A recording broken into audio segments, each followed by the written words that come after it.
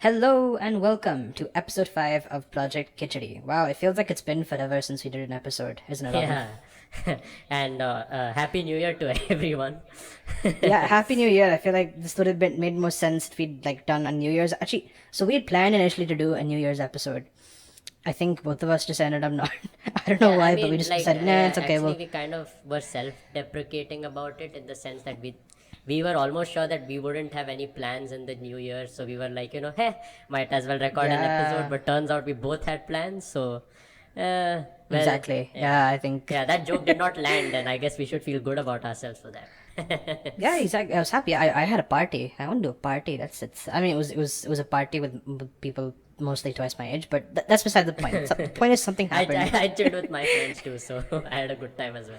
Yeah, good. Yeah. Yeah. So our expectations of the New Year and the New Year's Eve were broken. So that's a good thing. Yeah. But yeah, Happy New Year to everyone listening. We've been meaning to do this episode for the last week or so, but I've been a bit caught up. Robin's also been a bit caught up with some stuff, and we wanted to make sure we had a lot of content for this because it's the topic we have today is, if I'm being honest, quite subjective. I think it's a very kind of there's a lot of I won't say speculation, but it's very kind of there's no way to quantify this necessarily in a lot of places. But anyway, before we get into that, just a quick heads up. I'm pretty sure most of you would have noticed by now, but there's been some editing done to our audio at the beginning of this episode. We're not hearing ourselves. We can hear ourselves completely normally because I've done this editing in post. But either you're Rather, either you will I've do this editing in post. Future tense. yeah, I will. No. But by the time this episode's out, I've done the editing. Oh, right? really? So It's kind of it's happening as we speak. no. What? We're hearing Yeah, ourselves. I hear No, myself no. normally, dude. Yeah, no. So do I. I'm saying that when the episode is out and people are listening to it, then the edits would have been done, Oh, right? yeah. So then technically it's in past tense. So Oh my I would have God. already Oh my have God. done. Yeah, you're right. Oh, It's I know it's a semantic no. difference. You out semantic me. Sorry. I'm forgetting grammar. This is hate English. Anyway, the point is we hear ourselves completely normally, so we're not laughing or anything. But I'm pretty sure listeners now will be laughing their heads off because in post, well, I am planning to edit the vocals to make us sound a little funkier. But that aside, that's just one thing. That should also give you a sense of what our topic is, but we'll get into that in a second. Actually, I wanted to announce, so the reason why we pushed this episode a little bit is because I've launched a new podcast or blogcast. Drum roll. called No, drum roll. Alt- Dude, you're a drummer, Drum man. roll? Okay. I want a drum roll. Yes, the show is called Alt of Ideas. It's basically a blogcast where I focus on songs from the independent or alternative music space in India, and I've been meaning to do something like this for a long time. Actually, the initial idea for Project Kitchery was actually the idea that I've kind of implemented with Alt of Ideas, but I felt this Project Kitchery is kind of a conversation It's between the a both of us love on story more actually. broad topics. It's like he wanted love story, yeah, that's he very wanted me to be a part of this, so Yeah. So I had to make some. In relationships, you have to make compromises. That's the rule of thumb. So Hey, I am a compromise, huh? It seems. I'm adding to this way. no. I'm compromising my intentions for you. Oh. It's a gesture. As in, walk me through this. Yeah. It's a gesture. See, we each have our own creative ideas, and I wanted this to be. Remember, we tried the first episode as a kind of review of a song from the indie space, and it didn't work Yeah. out. And I was really really excited about it, but then I was like, no, what's more important is having a good conversation with Robin. So I was like, let's dial it back on the musical analysis, the song analysis, and just talk about cool stuff. So basically, you're And saying that's that how I'm dumb. Project Kitchen. Sorry, why am I? Interpret it however you want, Why am I dude. targeting It's you a so much? gesture of love, and I do not feel bad about it. Okay, take it as you please. Whatever. Oh my god. Yeah. Anyway, choice. Alt of Ideas is now kind of it's now live. I've posted. the There's a blog spider on my screen. my- Okay, sorry. Random Fantastic. fact. do you want? Do you want to deal with the No, situation, it's or do fine. we It's fine. continue? It's fine. Spider's chilling with me. Just it's a live. Third, yeah, live. our first listener. live guest actually. Wow, Do you have it's- anything to say? Well, it's just chilling. It's fine. Okay. That's cool. Very cool. Anyway, hey, what color is the spider? Can't you? It's black, I think, and it's just attracted by the light of my laptop screen. Yeah. Are you sitting in the dark or something? Yeah, because so like you know of the cubicle setup, right? Wherein like I live and then there are, Yeah, true. so now I'm like in a different place where but that place is kind of dark, so because like I didn't want Gotcha. to Okay, that makes like sense. the other people are also up to something, so I didn't want to like disturb them as well. And I That's kind cool, of that's true. prefer Anyway. recording myself by myself, you know. It's kind of weird, like Yeah, it's kind of weird to have someone yeah, listening. yeah, they'll only see like why is this guy talking to yeah, himself? like And I'm one side of the conversation. Yeah, where's this conversation even exactly, going? that makes All. sense.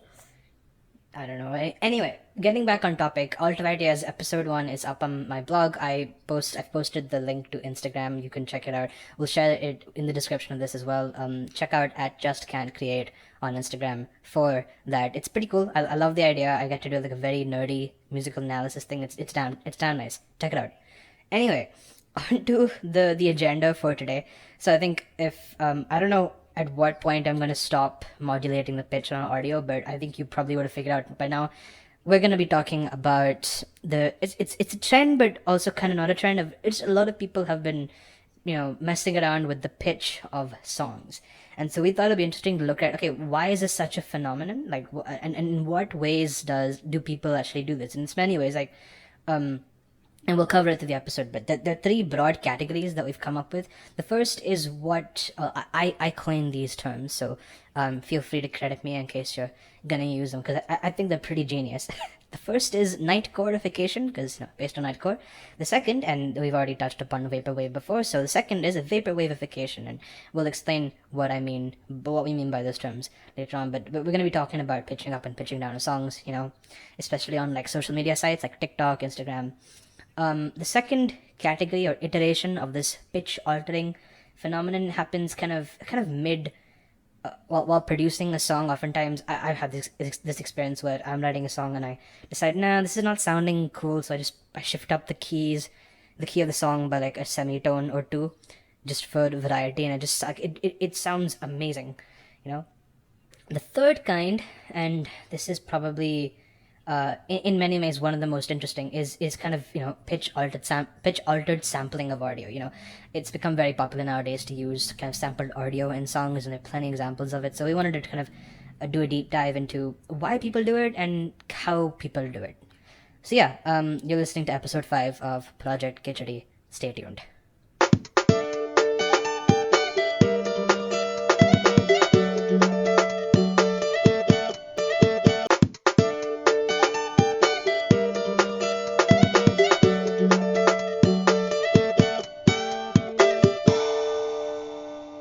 Okay, cool. So, Robin, do you want to kick this one off? I think we'll start with the first one, which is nightcoreification and vaporwavification. Okay, Go even though Aditya is the one who coined the terms, I'll do the explaining.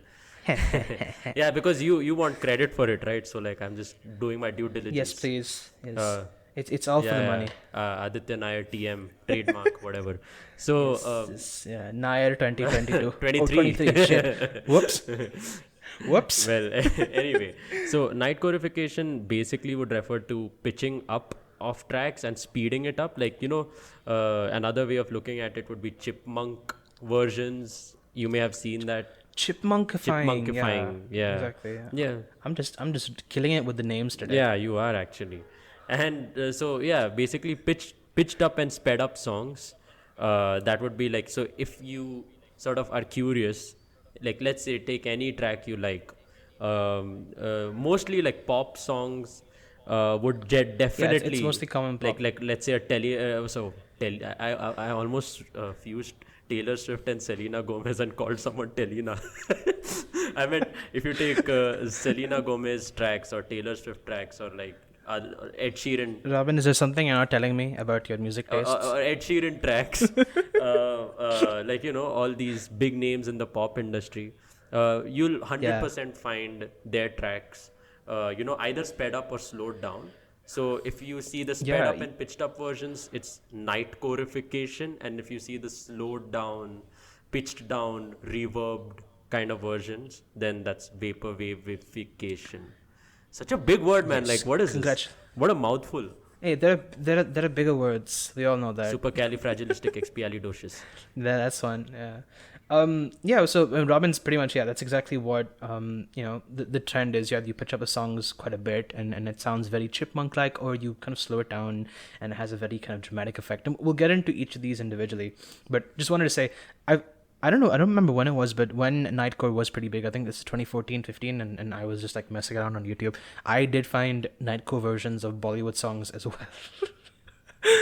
And oh my god, I'm not much of a fan of Bollywood in general. Sorry, Bollywood fans, but I mean, it was just funny to hear all the songs pitched up, and I don't need to give examples. No, I want to know examples. What is this?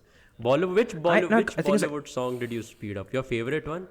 I don't. Subah Hone Na De. Your favorite Bollywood song? Is that the one you? No, this was well before that song came out. And just as a clarification, I do not like. Oh no, he loves it. Much. He always sings it. He's a bathroom singer. Hey, shut. I would know. Dude, everywhere I go, they play this song. It's like I can't escape it. You know, it's please just like please spare me. But no, so I can't think of any examples off the top of my head. But there are quite a few. Like any popular Bollywood song, just like YouTube Bollywood whatever song name, and then Nightcore version, you're bound to find it. Yeah, and so you're probably wondering, okay, but what is Nightcore? When did this trend start? So just to kind of give you a bit of context, like Nightcore isn't the first time people have, modulated the pitch of audio. It's been kind of an industry thing for decades at this point. The first, I think, popular example I can give is the song Witch Doctor, which came out in 1958. If you've seen Alvin and the Chipmunks, then you definitely know this song. The Alvin and the Chipmunks, the story, the characters, everything was invented by this one person called Ross Bagdasarian. I cannot pronounce his name, but he also, you would have heard of Dave Seville, who's the character, the parent figure in the Alvin and the Chipmunks series. So that's his stage name. That's Ross's stage name, and he wrote this song in 1958, and it was actually genius at the time because you didn't have computers, right? You couldn't digitally alter audio, so you had to use tapes and do a bunch of cool. I don't know what he did, but essentially he recorded his song Witch Doctor. Basically, he did what you do, but analog. Yeah, that would be using the tape decks, right? You have to do a lot of. It's not just analog, but even like old school. It's physical, right? Everything mechanical. is very old. So it's not even like physical. Yeah, you didn't have physical it's not even like the physical versions of what you see in the DAW, because even those physical sets would still have some digital component to it. What he did was he actually just worked with machines like which are not even digital, like they're like things working together. Exactly, yeah. So, and you didn't really have much bandwidth for mistakes, so imagine how difficult that must have been. So essentially, maybe it's a good idea right now to stop this podcast and go listen to Witch Doctor for context. But whatever pitch or key that Witch Doctor is in. Witch Doctor? Just, the song is called Witch Doctor. Witch Doctor. If you've seen Alvin and the Chipmunks? Have you seen Alvin and the Chipmunks? Excerpts of it when I was a kid, maybe like when it would play on TV, but I don't think I've religiously seen it from start to end. Well, it was a pretty popular film, at least when I grew up. I am getting confused with Stuart Little. I can see why. No, they're very similar. Like, I mean, not similar, but like the characters are all kind of tiny. And it's very kind of cute, cutesy stuff. I can see why you get confused. But no, so anyway, Alvin and the Chipmunks is pretty popular. At least as far as I know. And the song Witch Doctor was sung in the movies, but the original Alvin and the Chipmunks, the song Witch Doctor, featured very, chipmunk sounding, vocals, because it had been sped up and pitched up. So the way Ross did it is essentially, so whatever key the song Witch Doctor is at, he recorded it 1 octave lower in his regular voice, okay, at half the speed. Okay, so when you pitch up a song, what happens is the speed also changes.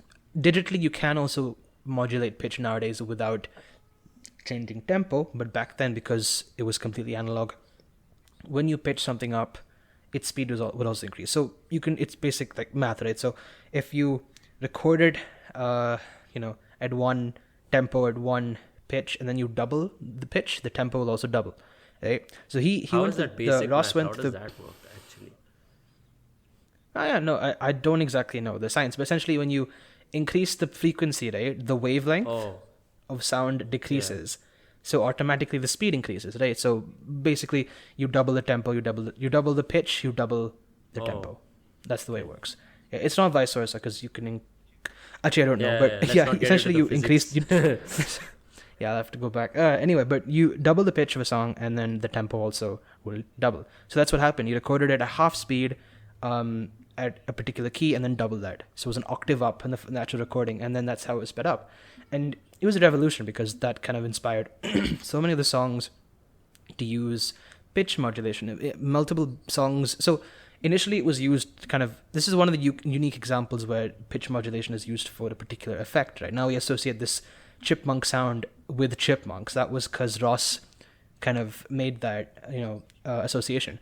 Other uses for it have also been pitch correction. Now, before autotune became a thing in the 1990s, 1998 to be specific, typically to fix, say, a bad take in singing, artists would use this pitch modulation to slightly alter the pitch to kind of fit kind of on the dart, So it was used as pitch correction in some sense also. Multiple Beatles songs have it. I think name an artist across 1960s, 1980s, popular artist definitely would have used it in some take of their song somewhere. It became really popular. But of course, because you increase the pitch, automatically there's going to be some tempo variation, right? So that's really where it comes from. And so in the early 2000s, because now you had computers that could digitally enhance or digitally pitch up songs, people realized that they could do that and started doing it to all their popular songs. But that kind of begs the question, right? Why people do it? Right? Why do you pitch up a song, and what's so special about it? Well, the simple answer is, as Robin explained, is you pitch up a song and it just adds more energy. It breathes new life into a song, and it just sounds fresh. It sounds interesting. It does, in light of all that history, I kind of feel guilty now. I mean, there's nothing to particularly feel guilty about, but I do feel guilty that, now you just explained how much effort it took to, pitch up a song back in 1950s and all. And now, when I record my guitar stuff, for instance, and I do this as an exercise. So I have this app called Voice Changer app. It's literally just called Voice Changer. Yeah. It's this cute little blue colored app with a white microphone symbol which is smiling, and essentially there are a lot of different options that you can for a lot of different presets, voice presets that you can run your selected audio through, and so it's just to speed up and pitch up something, it's literally just a 2-click thing. I record my guitar, I share that guitar recording with that app, and through that app just click on a preset and it does everything for me. So just from my mobile phone, matter of few clicks, and I already have the sped up and pitched up version, or there are quite a few apps that do that. the night corified version or a vaporwified version of my guitar recording. Vaporwavified. Okay, yeah. That version of my guitar recording, just as we have come very far technologically speaking. We have. And it genuinely, I do that for every almost every recording that I have informally recorded and not published, just to get a perspective. So I've always noticed that when I pitch up my guitar recordings, it becomes as Aditya just described, energetic and very sort of peppy, and I don't know, there's a breath of fresh air. And also another interesting thing that I've noticed about this is that any mistakes that I may have made, dead notes, because some other blemishes, they kind of get covered because the thing is so fast that it doesn't register that much. So if let's say in my my original pace you may have noticed some mistakes, those mistakes become less noticeable in the night codified version. However, the opposite happens in the vaporwavified. Is that correct? Vaporwavified. Yeah, yes, vaporwavified version, wherein the mistake that I made gets dragged even more. Yeah, because it's slower, right? There's more time. Yeah. So I think that's a good description. So basically, if speeding something up gives it more energy, then obviously the opposite is slowing it down makes it more Although dramatic. reverb can still have the effect of masking some of your blemishes. It Yeah. can because it muffles the source Yeah. audio. But like that's actually interesting, and you're probably wondering like, okay, why would you want to do this? Well, I mean, look at it this way. So if you guys have seen, there's a TV show called Wednesday that got popular on Netflix, right? It featured a song. I think there was a scene where the main character, Wednesday, dances, and then there's a song, a really upbeat, peppy song playing in the background. That song got very popular on TikTok.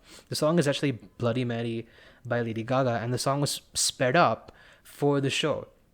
So, and you can, if you listen to the original, listen to the Wednesday version and then listen to the original, you'll just feel like, okay, this is too slow. This is, I mean, Lady Gaga's a great singer, don't get me wrong, but the song just sounds like too, it needs more energy. So I think I agree with you, Robin, when you say that pitching it up has that element of it just adds like a bit of spice and it's really nice. On the other hand, slowing down has been used. So we've mentioned vaporwave before. We had an episode talking about synthwave and vaporwave. And a common, I'd say, sampling, we're going to get into audio sampling. They also use audio sampling, by the way. And they tend to slow down vocals, stretching it out and making it kind of less, what's the word? Legible? No, audible. You can't make out the lyrics. It was a kind of popular thing when vaporwave became popular in the early 2010s. And even, I think, after point, a lot of videos on YouTube started popping up where people would slow down songs, add reverb and delay, and then basically put them as the kind of background music for these edits of anime characters. You'd find these quite often on YouTube, and even nowadays TikTok also has this, right? You have kind of sped up videos of people dancing or doing something in the background. And then on the other hand, you also have slowed down videos. I guess the idea is when you slow something down, you emphasize time. On the other hand, you want to have something energetic, so you add a sped up version. So that kind of raises a question. Just to add on to that before you get to your question, that is you if you look at some vaporwave tracks, like I remember in the previous episode which was on vaporwave, we had talked about how resonance was the gateway track for a lot of people to get into vaporwave, and like there are a lot of remixes available of that same track. If you've checked our Riding the Synthwave playlist, then you may have noticed this. Please check that out. It's a nice playlist. Yeah. So a lot of people like now, even vaporwave tracks are vaporwave-ified. They're slowed and reverb because that also has a weird quality to it. Like, it really makes you feel calm. It really makes you feel like, you're in a very like high kind of headspace. Like literally, if you check the slowed and reverbed version of Resonance and you read the comments, you would see things like people saying that like, this is gonna be my jam when I'm smoking pot, or like when I'm in that kind of headspace, like in that psychedelic. And even if you notice so it's a YouTube video, right? So the visuals of that particular video is also very psychedelic. Like a lot of these colorful waves, just like making patterns together, like a sort of like just forming waves, coming together and forming waves. I can't even describe that. I guess we can just attach that video. Maybe we can link it or it. something. But I get what you're saying. Yeah. Actually, that's the point being that like it kind of even serves that purpose of like and people say like even people who have done it, like they say that like smoking weed or something, it slows down time. Like it kind of it makes you feel like you're like everything slowed down a little bit. So it's kind of like musically you're kind of emulating that kind of effect as well. So it's a very relaxed, and I think it's cool. No, go ahead. Sorry. I think it's I completely agree. I think doing that really just adds a really nice ambient effect. And actually, since you mentioned it, I think maybe now's a good idea to kind of demonstrate exactly what we're talking about. So I'm gonna do sort of picking up from our last episode where we kind of broke down a synthwave track. We're gonna follow that up with some cool studio stuff as well today. So I'm just gonna quickly share my screen, Robin, and then we can maybe just show everybody the difference between the two, and I think it's really cool. I'll explain what I've done in just a second, but Robin sent me a recording of him playing the classical guitar, and then I've basically done some effects. He sent me a sped up version, chipmunkified, you could say, or nightcodified, and then he's also sent me a slowed down version. Yeah. And basically, we're gonna compare the two. Just to credit the original song, it's from an artist called Leo Brouwer. He's a I think classical musician. I think so. So it's a classical musical. Leo Brouwer Estudios Sencillos. It's a Spanish thing. The Sixth Study or something. So it's a classical piece. Yeah. So he has taken an excerpt. I think. Have you used the full recording or like an excerpt of? This is the full recording, but I'm not going to play the whole thing. I'm just going to play a snippet of it. And then, so just again to reiterate, we have 3 recordings here. We have the original cover played by Robin on his classical guitar, Carrot GT. Yep, Carrot GT. Oh, yes, this will be like yeah. Maybe we'll share the video so you can actually see the original as well. Robin's playing is great. Oh, of thank course. Yeah. Anyway, so we have screen on capture now. So you guys will be hearing the audio. But yeah, so here's Robin's original recording of him playing the classical guitar.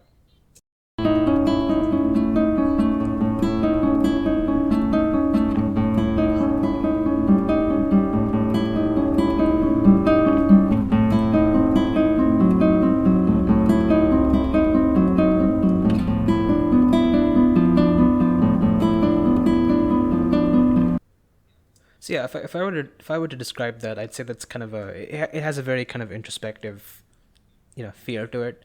But let's see what happens when you pitch that up. So if I just take the audio and crank it up a notch. That's the phrase, right? Crank it up is for volume, I think. We are night codifying it now. Is that pitch it up? Pitch it up. Okay, I like that. Yeah. Anyway, or more like here's the pitched up. Thank you, Robin. But yeah, here's the pitched up version for reference.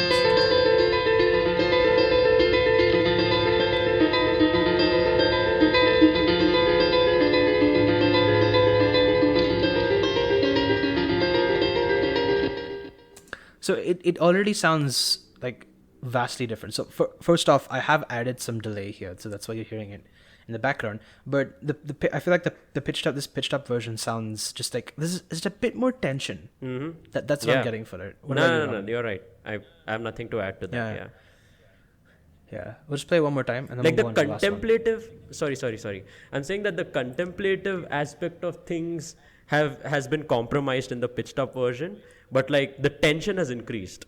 Like it's gone from contemplation to like kind of anxiety. Anxiety is anything. So it's like across the room. It's almost like the energy of any thought is increased when you pitch something up. So like. So like your contemplation, but like little bit on the negative side, contemplation just became anxiety when you. Yeah, exactly. So it's like you're pacing up and down across the room and like very hastily, and like this is playing in the background. Yeah, you are having this.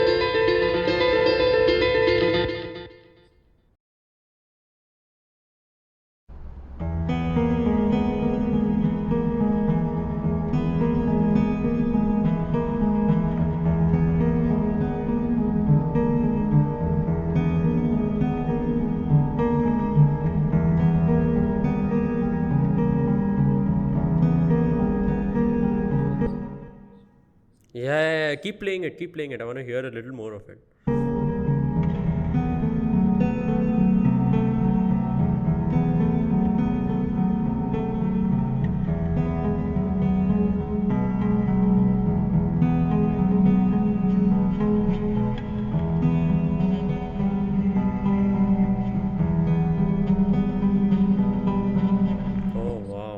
No, that's okay. But yeah, exactly.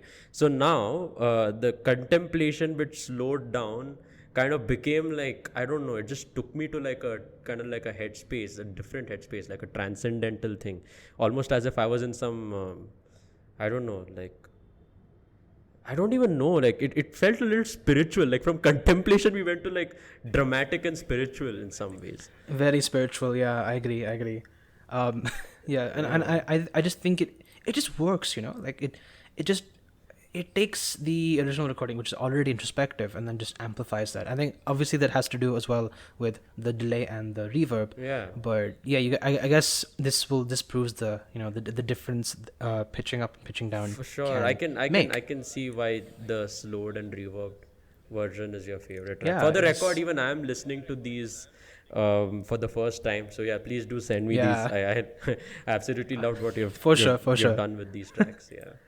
Yeah. So now that kind of begs the question: why would somebody why do people pitch up? Or it's I guess it can be a bit of a subjective question, but I guess one answer to that question would have to be copyright. Now let me explain this. So obviously copyright licensing is very strict in a lot of countries. So in order for somebody to reuse audio without getting caught by, say, YouTube or TikTok's algorithm, you can pitch up the song by a certain degree, and then it kind of stays under the radar. Even TV shows do this. If you've ever watched a TV show on a website that's not the original platform, then you may have heard slightly pitched up audio. Yeah, I used to watch Naruto episodes on YouTube. Yeah, and then I would always see that they would pitch up the voices of the characters, which was kind of annoying to avoid getting caught. Yeah, I guess they did that to avoid copyright.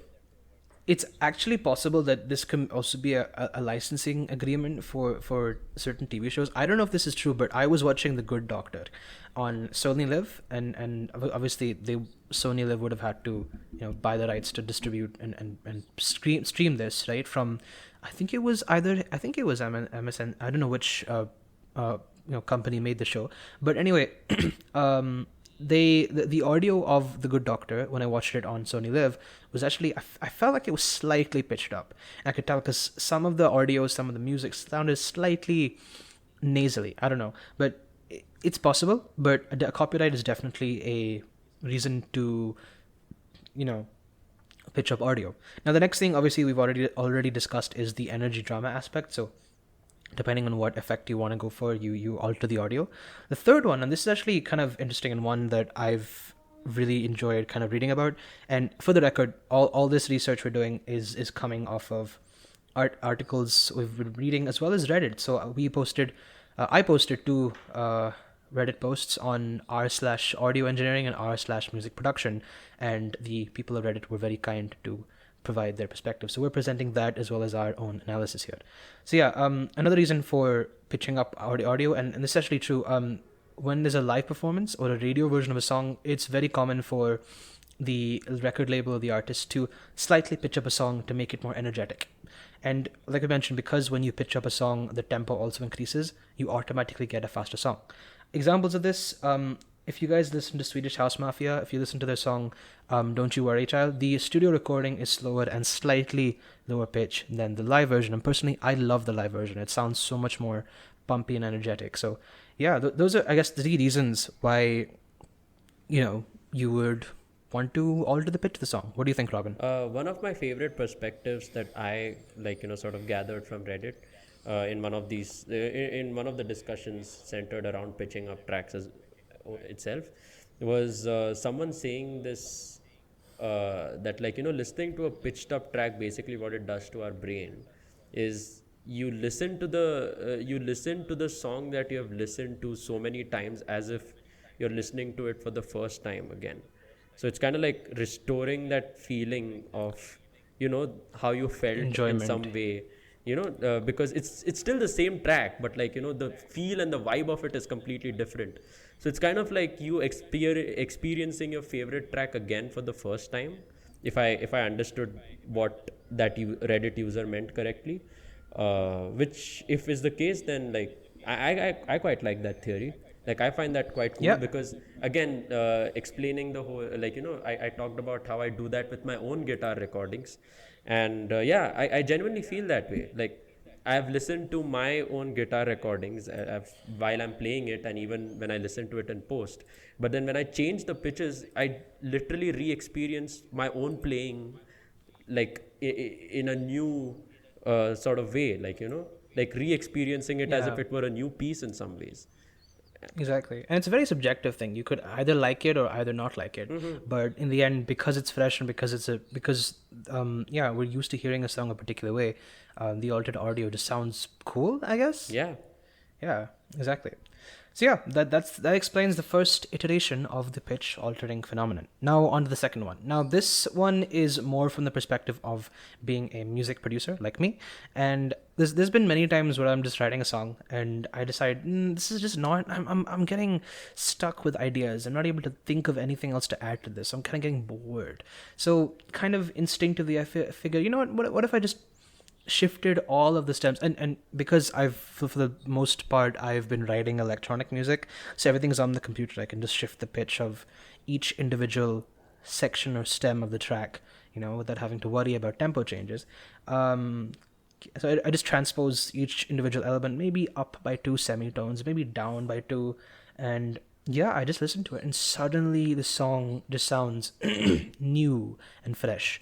And I was trying to figure out, okay, well, obviously we've talked about the energy drama aspect of things, but like, what else influences the specific choices we make? Like, why do I choose 2 semitones? Why do I not, jump up to 6 semitones, or why don't I just completely pitch it all the way down till it's very bassy sounding?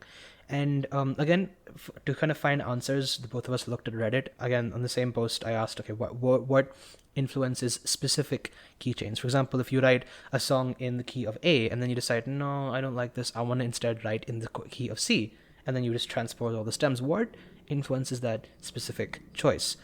Before we get into that though, I think again a cool demonstration of what I'm talking about would help the conversation. So I actually have here a recording of just a song I've been working on. Honestly, it's just something I put together kind of when I was bored. Robin, can you see this? No, you can't see this, can you? I can't, not yet.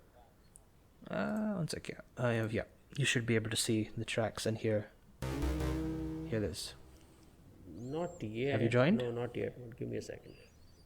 Yeah, okay, no issues. It's loading. Loading. Yeah, there it is. Okay. Yeah. Cool. So this is just, like I said, this is a track that I put together just for fun, and basically what I'm going to do is I'm going to play the track for you. It's just a loop. It's a bit loud, so I recommend slightly turning the volume down, but it's a nice track. I like the way it's come out, and then I'm going to shift up all the stems, and then you can kind of see for yourself what I mean when I say, like, transposing a song breathes new life into a track, right? So yeah, here's the original.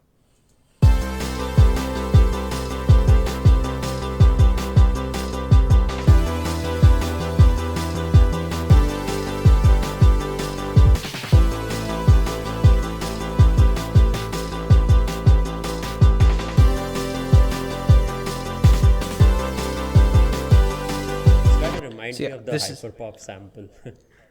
Yeah, it was very inspired by that. Yeah. Yeah. But yes, I personally like the way this has come out, and I think Me too. I genuinely like this. Yeah. Yeah, and sometimes, especially when you're writing like this, so I often tend to write based on loops, right? I'll make a loop and then I'll keep adding sections until I have a song. Oftentimes when you write like that, you tend to keep playing the same loop again and again, so of course your ears kind of fatigue after a point, right?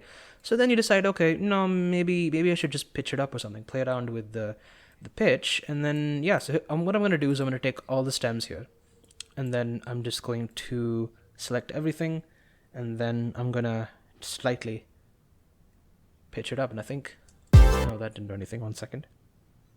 Yeah, I'm going to pitch it up by 2 semitones, so that's 2 keys. So it's originally in, that's the original key, and then we shift it up. Let's see what happens now. Enjoy.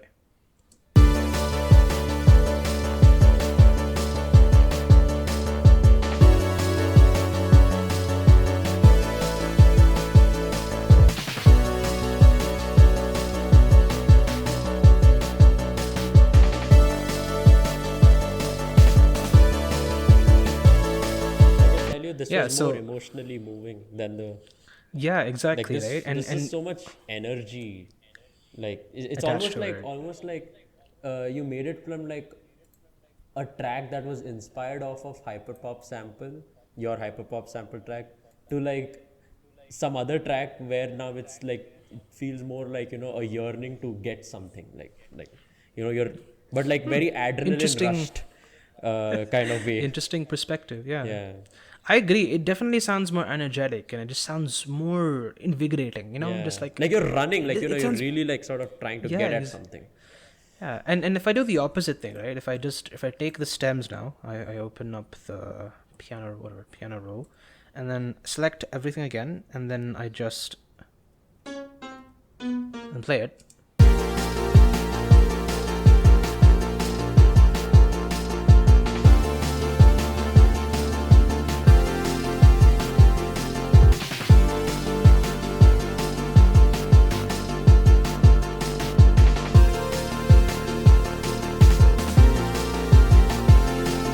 Makes This me is a little more sad. It became more this is sadder. contemplative, little bit. Exactly, yeah. And this is just by shifting it down by 2 octaves, so two semitones, right? Yeah, 2 octaves, yikes. But yes, you're probably wondering, okay, how on earth is this effect kind of reached? Why have I decided? Why does this in particular sound so good? So again, we asked this question on Reddit, and obviously the answer, the plain and simple answer is it's subjective. It depends on the musician, right? But maybe we can find a better answer if we think a little bit about chord conventions and musical conditioning. So by this, basically, what we were thinking of was, if you have studied Western music, then you know that most of pop music and most music nowadays uses the 12-tone equal temperament structure, which basically means in a given musical scale you have 12 notes, right? And they're equally spaced based on some harmonic structure, etc. Right? This has been used for the last 100 years plus. And before the 20th century, there were actually quite a few more scales and musical structures that were used, and they weren't as standardized. Now, when you had those, there's actually an article I read where it said that a lot of different classical composers used different keys, whatever, scales and musical structures, and they had come up with chord conventions. So certain chords or certain keys represented certain emotions, and I found this really interesting. So if I give you an example, if I remember off of the article I read, I don't think I have it. No, I do have it. Wait, I'll just pull it up quickly and then talk about it.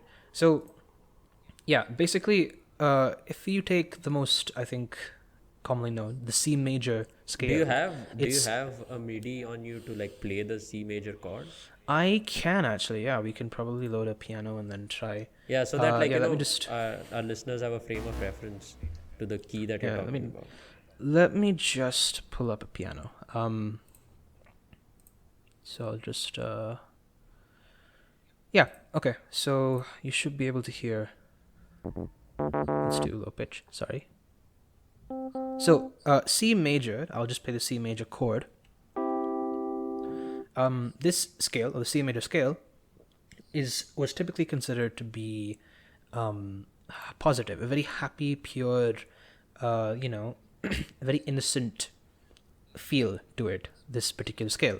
On the other hand, C minor was considered to be a declaration of love and also a kind of a lamenting, longing feeling associated with it. Play that chord, C minor.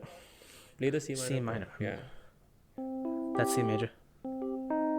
Yeah. Just play the chord as you sort of, yeah. That's C minor, yeah.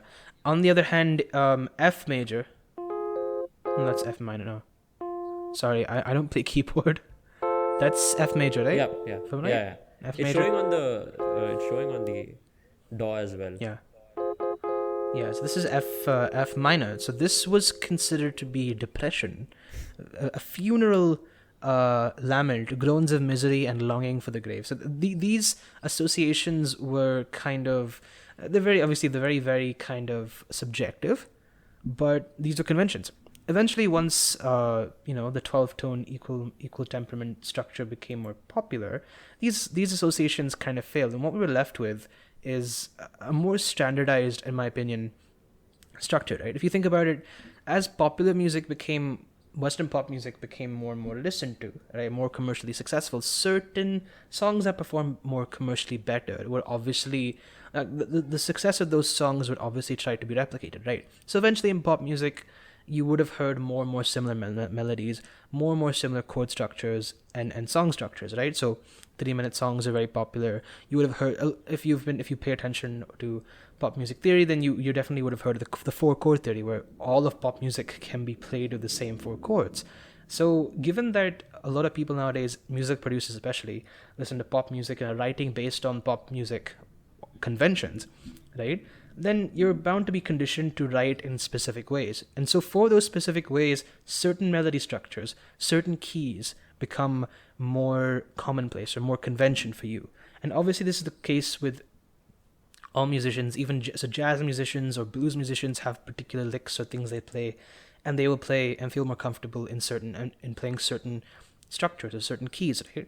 And this is also kind of restricted by the timbre of the instrument that you're playing. For example, the guitar, if you play the guitar, then you are restricted to about, what is it, 2 to 3 octaves of 3 octaves of the note of the, at least for an average guitar, that's the case. Yeah, the average guitar is restricted to 3 octaves of the E scale, right? Because most guitars are tuned to E. The piano is more versatile, has I think about 5 octaves if you bet an 88 keyboard or piano. And that's more versatile. But even there, like, there are restrictions. You can't go below or beyond whatever restrictions are set. So definitely the timbre of an instrument and the musical conditioning you've had will influence the particular choice you make, right? Okay, I'm going to shift this up to a C from an A, etc., etc. And obviously an element of personality and personal choice also, influences that. And I think that's really interesting. Like, if you think about it, right? So, and this is also true for electronic instruments, right? It's because the instruments have a particular tone, a timbre to them. They can only certain pitch ranges will just sound better, more resonant. For example, on an acoustic guitar, because the sound holds certain frequencies. For example, in my case, my bass guitar is kind of very resonant with the note A. So those notes within that range are gonna resonate more than others. That's just kind of restriction you have to play with. So when you're writing music, those restrictions kind of subtly influence your playing, right? And you can see this if you take any song and you pitch it up, I don't know, tenfold, you're gonna see it lose a lot of its bass because, when you pitch it up, bass frequencies lose their volume, and the more shrill frequencies become more emphasized. On the other hand, if you pitch a song down completely, it's gonna sound more muddy, right? It's going to sound like it's been completely stripped of its energy. So yeah, I think it's really interesting, like this angle. You can ask Robin, I went on a full deep dive kind of researching and having a look at this. I think it's a fascinating concept. But yeah, anything you want to add, Robin, to that? No, I think you've pretty much covered everything. Yeah, so yeah, let's move on to the next segment. Yeah, pretty fascinating deep dive in my opinion. But yeah, so the last section we want to cover, and I think this will be a kind of a quick one, is the concept of pitch altering audio samples. So a lot of music nowadays is using a lot of audio samples. They'll take samples from other music, they'll record a vocal, then splice it up and do some cool stuff. And it's really interesting what you can do with audio samples. So I think we thought it'd be fun to take an audio recording that any of us have and kind of mess around with it to see what we could come up with. So basically, to explain what I've done, and I'm just going to load the software and show you the cool experiment we've done. Basically, so I have a friend of mine from Flame, and I asked her kind of to send me vocals for a song. If you guys have heard the song Inside Out by the Chainsmokers, pretty popular song, and I love it, and I was trying to make a cover of it, so I asked her to do some vocals, and basically she sent me a couple stems. I edited it, but for some reason I wasn't able to finish the project, so I figured, for this episode, just to kind of have some fun, I decided to reuse those stems. So thanks, shout out to Adya from my friend from university for giving these stems. But yeah, essentially this is going to be a cool. What I've done is I've taken her vocals and I've spliced them up using a cool little plugin I found online, and I've basically just made a track out of it. So let me just pull this up here. 1 second. Yeah, okay. So to quickly summarize what I've done here, I've taken my friend's vocals and using this plugin called Momentum, which is a audio sampler, I have modulated, so basically it's a plugin that randomly generates, spliced up audio. So from whatever you input into it. So I've put in the vocals from the Inside Out cover. I'll just play the vocals so you get a sense of, what the original audio sounded like. So yeah, check it out. Let me see the dark sides as well as the bright. I'm gonna love you inside out. I'm gonna love you inside out. Let me see the dark sides as well as the bright. I'm gonna love you inside out. I'm gonna love you inside out. I'm gonna love you. So yeah, really nice vocal. She did a great job singing it. I've edited this and then exported the section, and basically what I'm going to do now is I'm going to put this into a plugin called Momentum, and what that's going to do is it's going to splice up the audio and randomly generate a kind of an audio sample for me. So I played around with this earlier, and actually this is what it came up with. So check this out.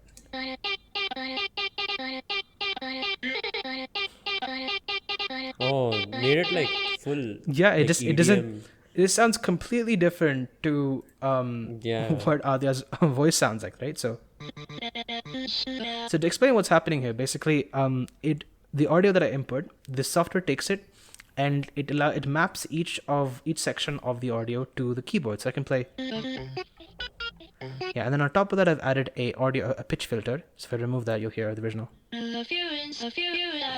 Right, and I can basically write any combination of notes as a melody, but I added this pitch thing, and I think I increased the, and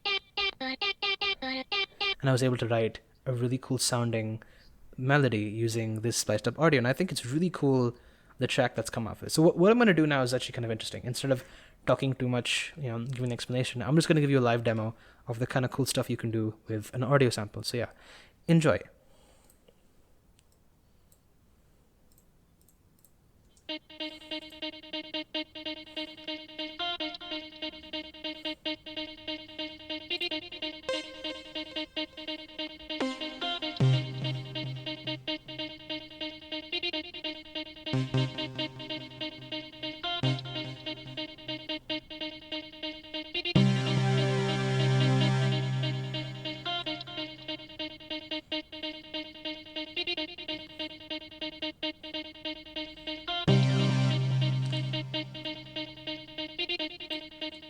Okay, let's try something with this.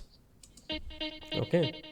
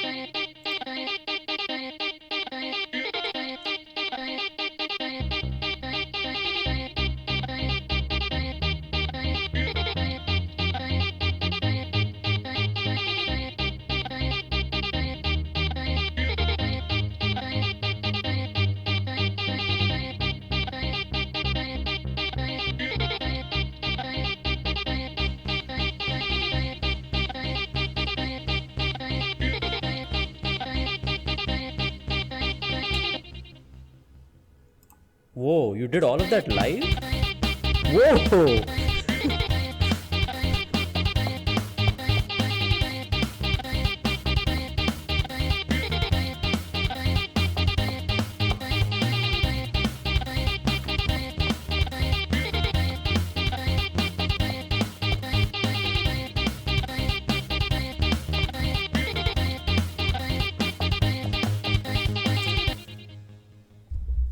So yeah, not the best performance, but I mean, that gives you a sense of the kind of cool stuff you Bro, can do. that was cool, man. I didn't expect the beats to come in. I didn't. God damn, that was Yeah. good. So That was essentially, good. I mean, yeah. So I've not used the audio sample for the entire track, but you can do a lot of cool stuff with this, and plugins like Momentum let you just kind of spit out random ideas, and it's great for songwriting. I love. And the stuff you just did was live, right? Yeah, completely. If you can, it's completely on off my keyboard here. Yeah, maybe we'll post like a video or something to kind of demonstrate the potential of this. But yeah, I think it's really. I had fun doing this. I was messing around with this before the episode, and it was just damn fun. But yeah, and with that, I think we come to the end of the episode. So we've covered kind of 3 iterations of this pitch change. The pitch altering phenomenon, and yeah, I think each of them are really cool in their own ways. And I'm really glad that it's taken off this way, and there's so many different cool things you can do with pitch. So yeah, any concluding remarks, Robin? What? I mean, I have nothing to say beyond this. Some concluding words of wisdom for our listeners. Pitch is the sitch. What? Don't be a witch. I just it's a poetry thing now, is it? Dude, if you just ask me concluding remarks out of nowhere, I mean, I have nothing to say. I think we've pretty much covered everything. But yeah, anyway, no, thanks for tuning in to episode 5. Pitch up to become rich. Oh God, Robin. Pitching up is not a glitch. I think it's past your bedtime. I think you should go sleep.